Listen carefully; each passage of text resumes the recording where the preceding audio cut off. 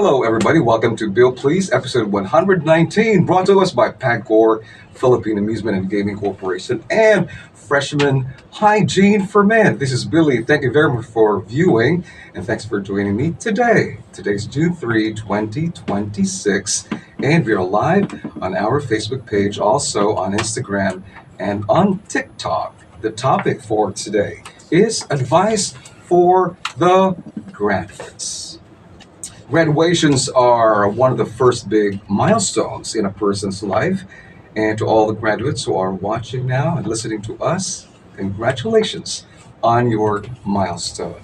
I know that the transition into the real world can be daunting and can be very challenging, but I know that you will make it, you can make it, because I know that you have the courage to face whatever life's gonna give you as a graduate. So all the best to you. What will you do after graduation? Well, a college degree is something that you already have, and it's a very strong asset. A college degree remains a powerful catalyst for professional and personal growth. It's something that you can be proud of having. Others have not even finished grade school. Others have not finished high school. And you have finished college. You've got a college education, and the others still are undergraduates, and they have yet to get their college degrees. So you are blessed, you are favored, and you are very fortunate. And if you have a college degree, that provides a significant edge in your employability. And statistically, college graduates have significantly higher employment rates, broader career opportunities, and greater lifetime earnings than those without degrees. For those who are still striving to finish college, well, I encourage you to finish, to get that degree and pass that licensure exam. All the best to you. A diploma is a strong asset, though trade skills and entrepreneurship are also viable paths to prosperity. What will you do? Ngayon, natapos mo na ang kolehiyo this year, 2026. What will you do next? I'm sure many of you will be having reviews. Sa mga kursong tinapos inyo, you will review para sa future board exams or licensure exams that you will take. Now, taking the board exam immediately after graduating maximizes your academic momentum. May gana ka pa dahil kag-graduate mo lang, grabe ang gana mo na makatrabaho. So you want to take that board exam, because theories and the formulas and all the things that you learn in college are quite fresh or are still fresh in your memory. For licensure examinations under the PRC or the Professional Regulation Commission in the Philippines, you will generally need a diploma, transcript of records, and a certificate of good moral character para makakuha kayo sa licensure exam.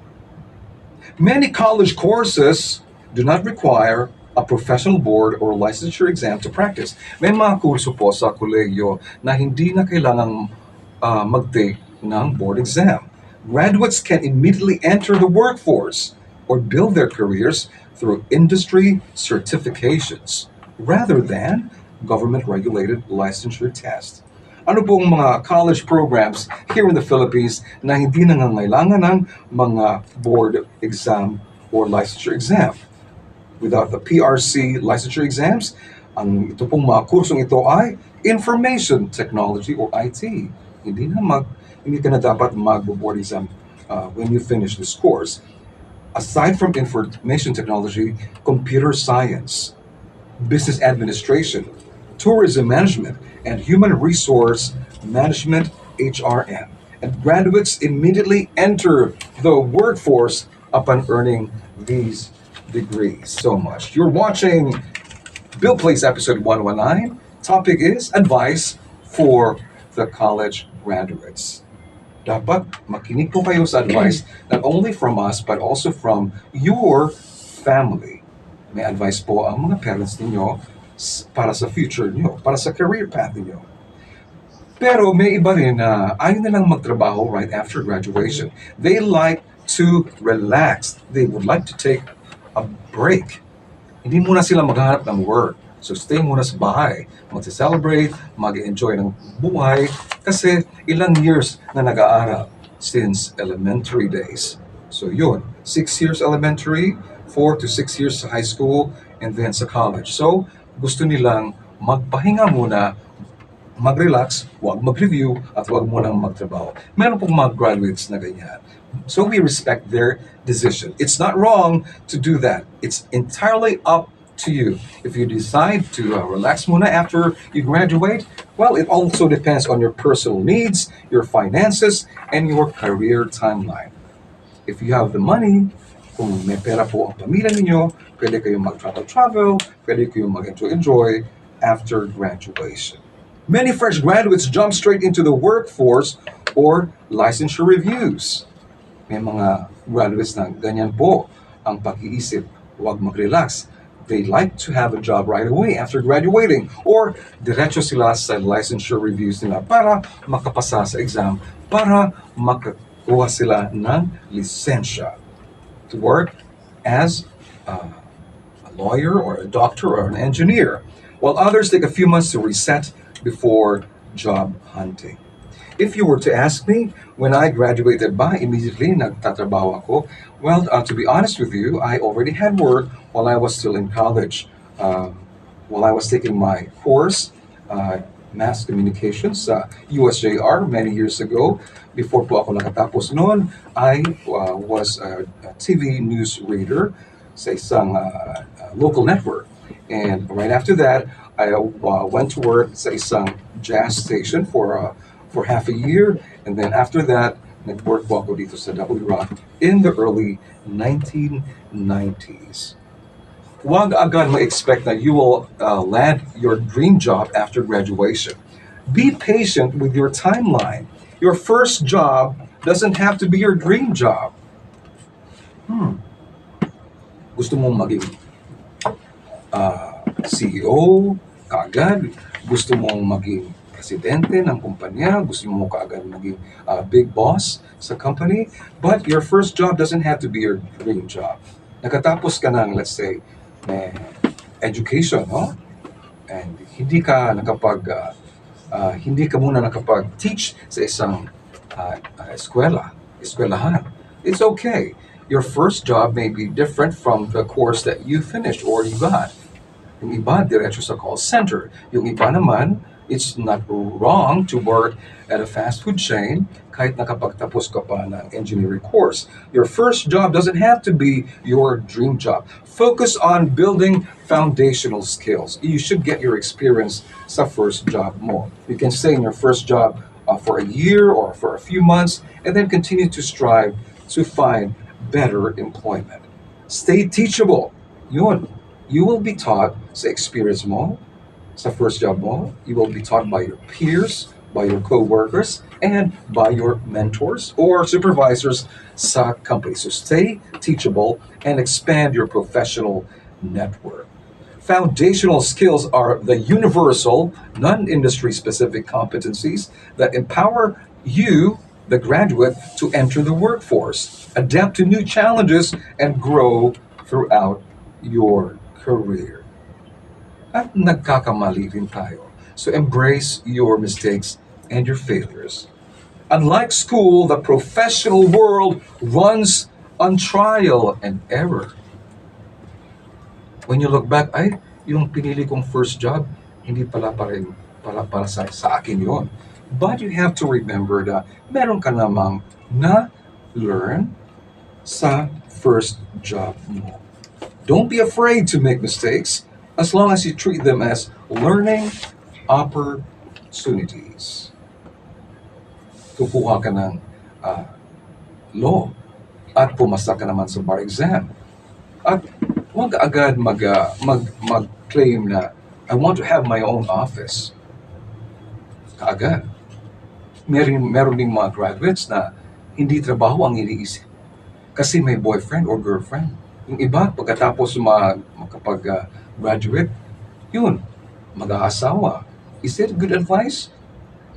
Asawa agad? A year after graduating, or maybe months after graduation? Practice financial discipline. Start tracking your expenses. and prioritize building an emergency fund. Practice delayed gratification instead of splurging on every new gadget. Yay! Graduate na ko! Gasto tayo. Diba? Ang uban. Yung iba, pumupunta sa mga popular tourist spots, nag-enjoy with barkada, with friends. Nothing wrong with that if you have the economic and financial power to do so. Prioritize your wellness. You cannot pour from an empty cup. Maintain a healthy life, work life, and personal life balance. Nagtatrabaho ka, yan ang buhay mo, meron ka rin personal life, yan ang buhay mo rin outside the office. So yun, you balance your work and your personal life. This is Billy and feel free to give us advice para po sa mga graduates natin. You can write your comments sa Facebook page po namin, 96.3 WRAP. We will appreciate every suggestion, advice, or tip na pwede kong ma-share sa mga nanonood ng mga graduates. So, this is episode 119 brought to us by Pacor and Freshman. Graduates, my advice, meron akong i-advise. You should know yourself really well. Know yourself. Know your temperament, your likes, your desires, your style, your behavior, your moods. Find out what truly makes you happy. What are you so passionate about? What are your inclinations? What are your special inclinations, hobbies and interests, and passions? You should know yourself more. The better you know yourself, the clearer it is for you to know where your path would lead you. Mhm. Meron nag-advise dito, apply dayon na work. I got this from one of the comments. Gamita imong work, especially to apply for higher salary. If your salary at present hindi masyadong malaki, you strive harder and hope you will land a job na mag-offer sa iyo ng mas malaking salary or wage. Then, put some of your salary sa savings mo. And don't forget to enjoy while working. Work-life balance para dili ka ma-burn out, according to one of those people who gave comments. Even after you find an entry-level job, continue to learn more about your chosen industry. This can increase your chances of advancement and enable you to make more significant contributions to your field. Another advice is create a social media account para ma-highlight ang iyong trabaho at ang iyong mga talents and capabilities. So, expose yourself if you like, if you want to, and if it's all right, if it's permitted by the company, create a social media account that highlights your work and maybe your achievements. And learn to be punctual. Kung ang trabaho mo ay ganito lang, kung ang trabaho mo ay ganyan, mataas na posisyon, mababang posisyon, always be punctual so that you can set a good example sa mga taong nag-observe sa iyo at mga nagtatrabaho with you. And another advice sa mga college graduates, stop trying to find the perfect job right away. Accepting a job far from your college course or major is absolutely okay, and it's very common. Engineering graduate, HRM, law graduate, psychology graduate, yun. Pero yung trabaho pong your first job after graduation ay hindi po related sa course na finish mo. It's okay because meron kang mga skills na ma-develop sa first job mo na madadala mo sa pangalawang job mo, which may use or utilize the skills that you learned sa college. Financial necessity. Taking a job simply to pay the bills or gain financial independence is a valid reason. Yun, wag po kayong mahiya Nasabihin na, yes, I am taking this job, I have this job, I have this work because nangangailangan po ako ng pera. It's a valid reason, even if the work is unrelated to your field. Networking opportunities, the people you meet sa first uh, entry, yung first job mo, maliit lang na company, maliit na opisina. Who knows? You might meet someone there na makakatulong sa iyo sa pag-advance or sa pag-advance or you go up higher sa ladder when it comes to employment or work advancement. Yes, because you serve others well and you meet people facing yung work mo. Well, you may have the fortune na makakamit ka ng isang tao na makakatulong sa future goals mo. And it's really impossible to know the future, but you can know what your next step is going to be. Don't be freaked out if you don't know what you are going to do with your life as a fresh graduate. You might be feeling the pressure to figure everything out like some people seem to have done. You cannot have the answers right away after you graduate. Well, let me share with you some of the advice given by some popular people. Former President of the United States, Barack Obama, said, your life will be full of setbacks. How you handle the setbacks will make all the difference. Sheryl Sandberg says, if you're offered a seat on a rocket ship, don't ask what seat. Just get on. Tama.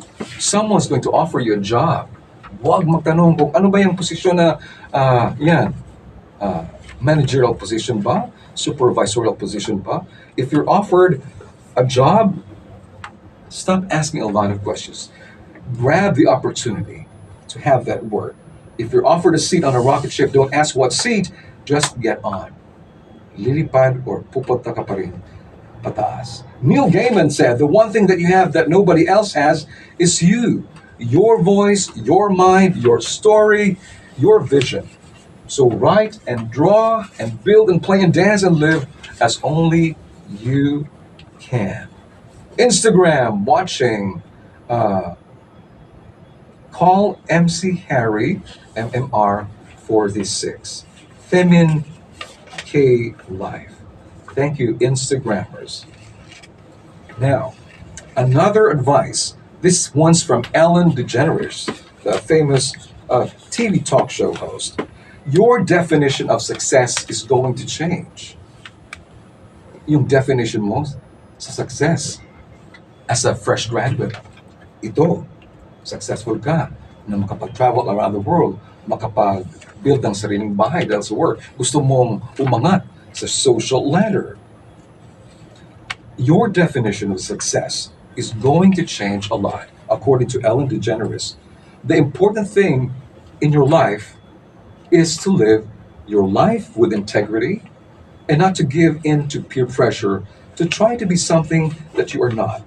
To live your life as an honest and compassionate person and to contribute in some way. You are tempted to compare your life with the life of other people, of your friends. Meron kang kakilala na, nakapag-abroad ka agad. May trabaho agad yung kabatchmate ko. Pero ikaw, naghahanap pa rin.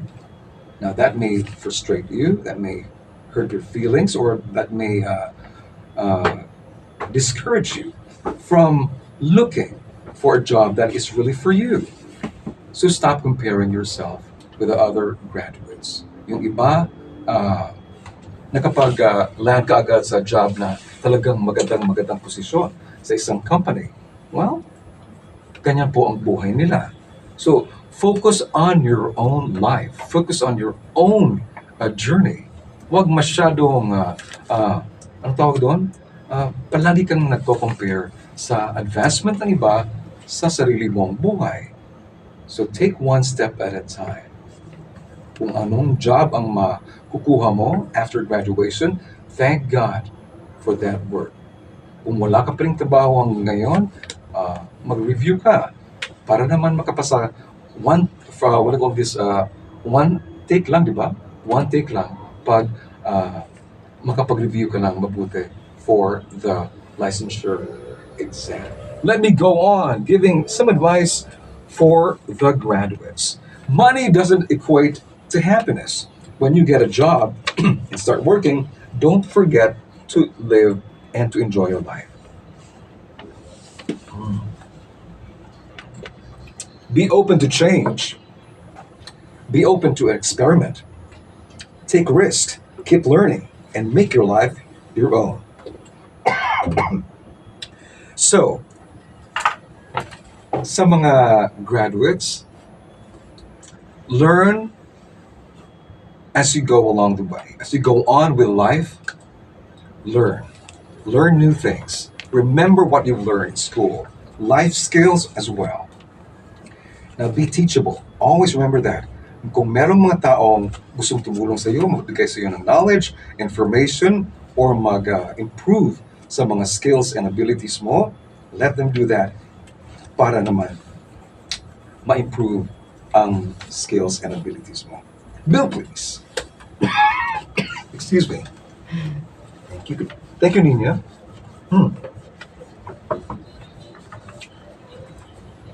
Friends and college graduates, congratulations. This is only the beginning. So I wish you all the best in life.